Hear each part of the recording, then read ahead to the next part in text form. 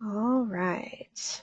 So, welcome to our presentation here about 5310 funds. Computers being slow, of course. So, I'll just talk about what these are. If you're unaware of them, if you're already aware, hopefully you'll glean a little bit more detail. But since Tri-County has not put out a call for projects since 2017, I wanted to give just all the information that I can. Some people, this is very new to some people and organizations, so we'll go ahead and get started. This is the general overview of the presentation. I'll just go through the basics of 5310, the goals of the whole program, what type of recipients are eligible, the available funding, local match requirements, eligible activities, and finally the application and selection process. So hopefully this covers from the very beginning to the very end of the process. So the basics are what Section 5310 is. It's based in the Federal Transit Administration. It is basically funding that is aimed to increase mobility for seniors and people with disabilities. That's the overarching goal. We meaning Tri-County, receive a annual allocation of funds every year from the FTA.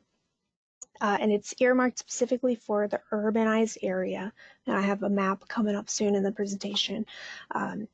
So we get an annual allocation. This year we're choosing to lump 2 years together. And actually, when we received that funding, we split it up with IDOT. So the reason for that is Department of Transportation takes 55% and they put it in their CVP program. So that's the Consolidated Vehicle Procurement Program. And that is where you would apply if you are specifically wanting a vehicle. So they're going to cover that on their end. They have not released that application yet, but I keep hearing that they're getting very close on the back end. So in terms of us, we have released our call for projects. Once we have our selection process, we will have sub-recipients. So this is just how the money flows from federal and then splitting it up with the state all the way down to local.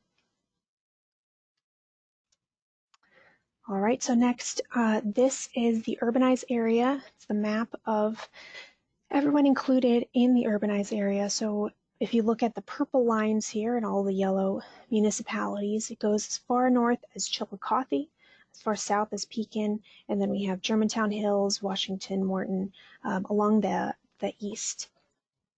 So all of these municipalities are eligible for this funding, including the pockets that are not in the yellow areas. So these are still within the urbanized area, but not technically within the municipalities.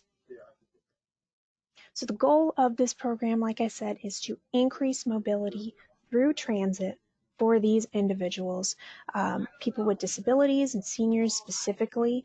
Of course, any projects, if they increase mobility for other populations, that's great too. This is just where we're focusing for this specific funding stream. All right, and then the eligible recipients, we have government agencies, public transit providers, and nonprofits. They all must be within the Peoria urbanized area. There is an asterisk here. I don't believe we have any taxi companies on today, but it's possible for a private taxi company to receive funding if they provide shared rides. So if they only provide individualized rides, then they're not eligible. But if it's shared, then they are, because that qualifies as a version of public transit. So these are the funding amounts. As I mentioned before, we have the FTA urban apportionments that are given to Peoria every year for us to use how we wish within the boundaries of this program. So we have from FY 2020 and fiscal year 2021. we're lumping those together. This year is special though, because we do have extra funds that are coming from COVID relief bills. So we have the ARP funding, which is the American Rescue Plan Act. You may have heard cities have received this as well, but we are receiving this because there is part of this program that is under the umbrella of 5310.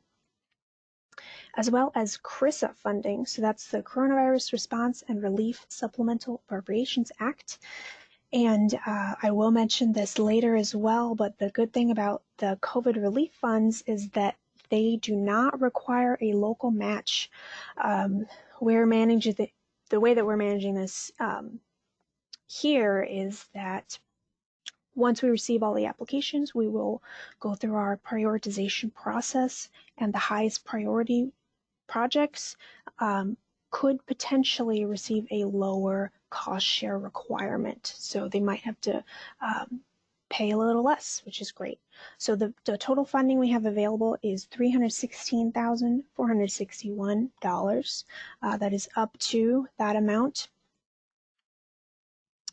And I briefly mentioned this, so the local match requirements, there is a requirement to provide some of the costs locally. So what that means is that this funding stream will pay for 80% of a capital project or 50% of an operational project.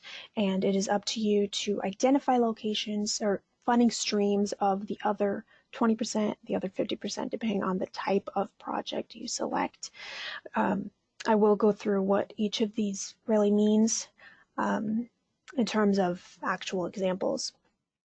So I did mention that ARP and CRISA do not have a local cost share requirement, so these could change. However, the way that we're structuring this call for projects is that once you apply, just apply under the assumption that you will have to provide a local share. And if we have enough funding available, depending on who applies, you might get a little more federal fair share. All right, so these are the eligible activities that I wanted to go through. So I mentioned capital versus operational. So these are examples of capital projects. I put a big note here on the side in the orange. It says that requested funds for vehicles should go through IDOT's Consolidated Vehicle Procurement Program. So if you remember, part of the funding from the FTA goes to Tri-County and part goes to IDOT, and IDOT puts it in this CVP program. So if you want an actual vehicle, you will apply directly through the state. However, on our end, with this specific call for projects, you can apply for things like radios, communication equipment, computer hardware, even software, wheelchair restraints and lifts, benches, shelters, wayfinding, signage, dispatch systems. So this is kind of on the infrastructure side, is how you can think about capital projects, and these are 80% federally funded. So another part of capital projects is called mobility management. So even though this part is not actually infrastructure based, it's still within the realm of capital projects. Essentially the way that I read it is it pays for employee hours of somebody who is on the administrative side. I've highlighted some of the words here that show what the idea of mobility management is.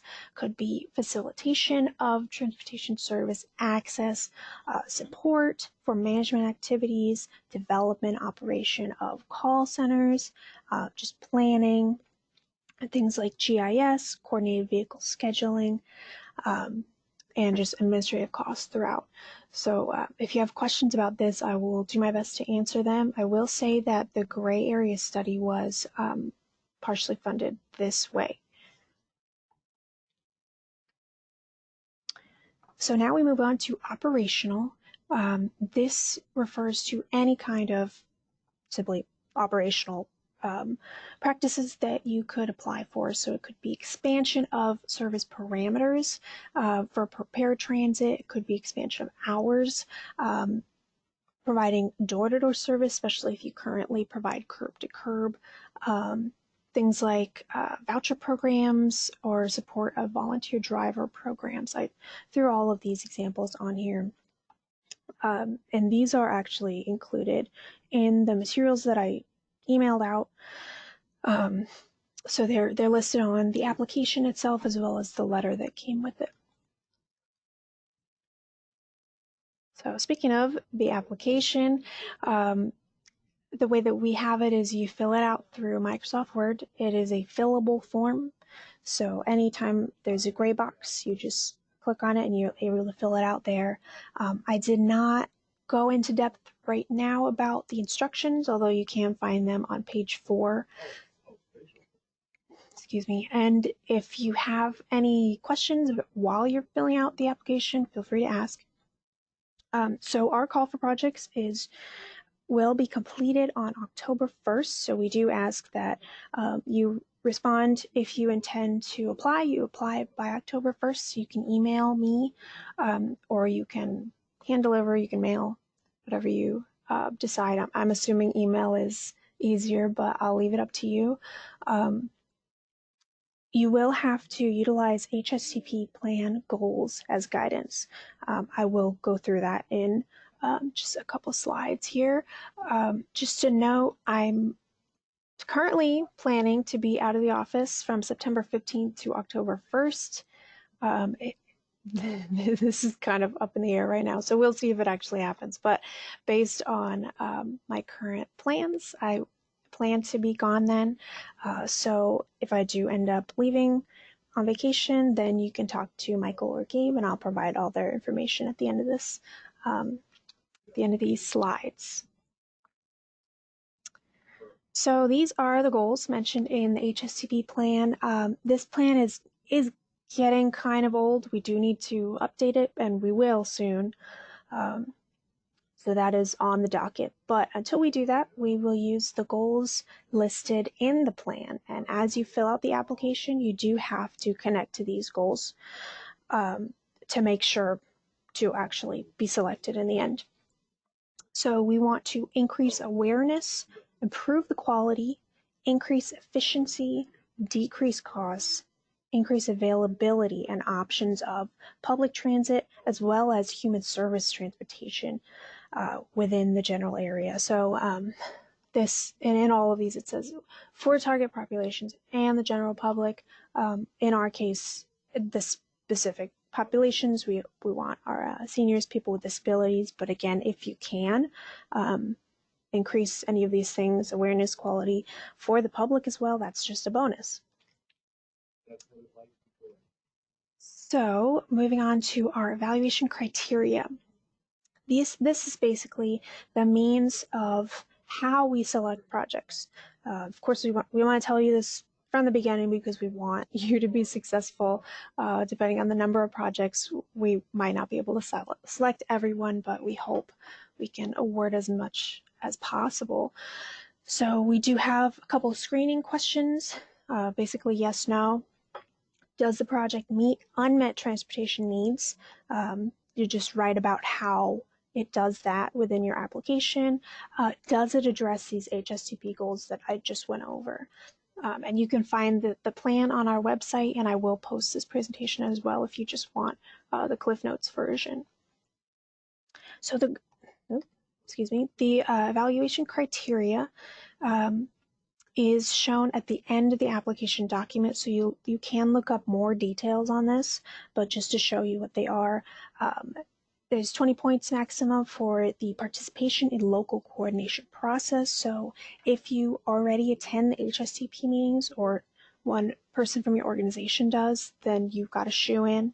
If you don't, you've got to basically make a case of how you collaborate with other people in the region, in the more than just your organization, because that's the key here, is to make a regional connected transportation system as much as possible. Next one is the applicant identifies local funding sources. So like I said, we do have a local cost share requirement. May or may not be those exact amounts, but apply under the assumption that it will be it will be required. So you have to lay out how you will fund it locally. And then the project increases mobility options. We have it's operational within a reasonable time frame. So reasonable time frame is listed on the application at the very last page. And then finally, how many new customers will be created, and that's an estimate, of course, but we're hoping to get more people to ride. So this is our selection process. We've already released the call for projects. The deadline is October 1st. On our end, we will review and grade eligible projects. We will then discuss this with the HSTP Urban Subcommittee. This will be a special meeting because we don't normally just meet with the Urban Committee. So we'll have kind of a larger discussion. It won't just be on Tri-County staff to decide. So I did mention that we have a priority. We will prioritize the projects, and some of the higher priority ones will might receive a lower cost share, and the higher priority, I will say now, we will give it to anything in the gray area.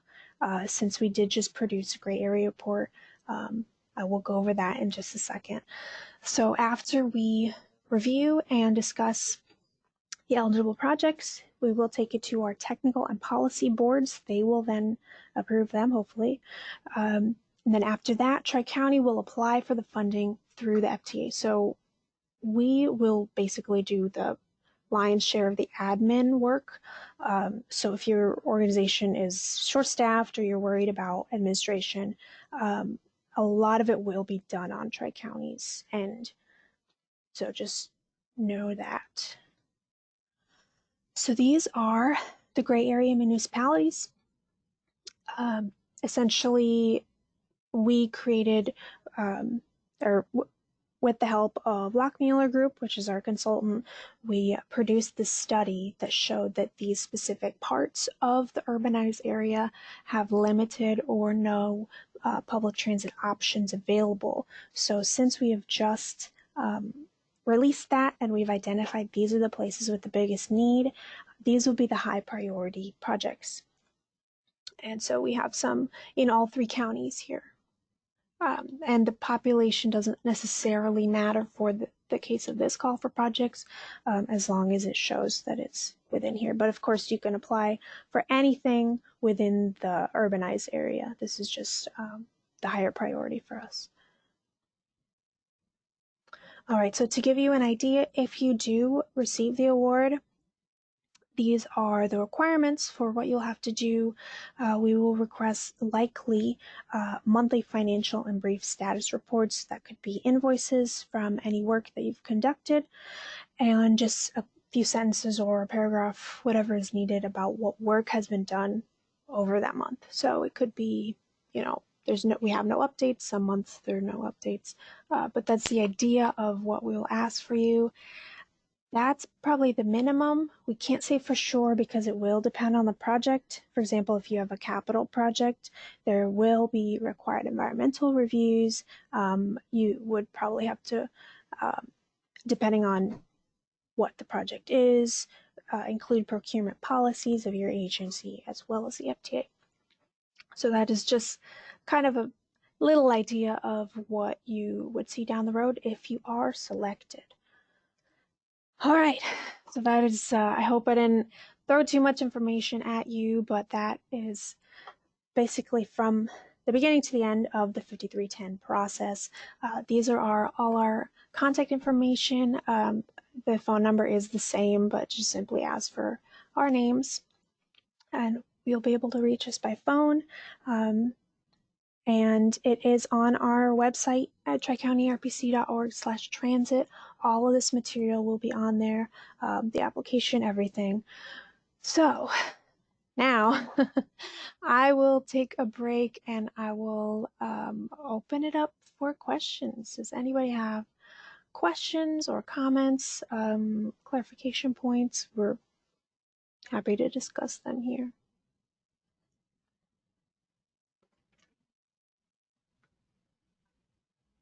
Seems pretty straightforward. All right.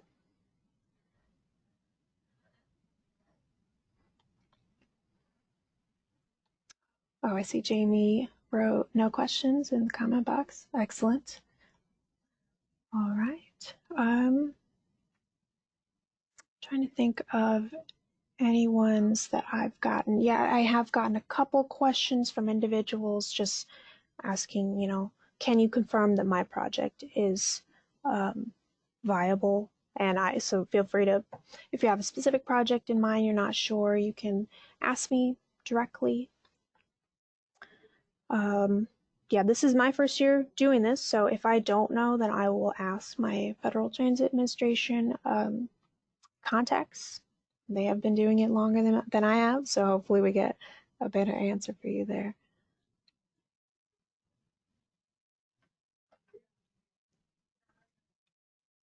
All right. Well, I'll ask just one more time, and no worries if you don't have any, but since we're here, is anyone any questions? Happy to talk about them now.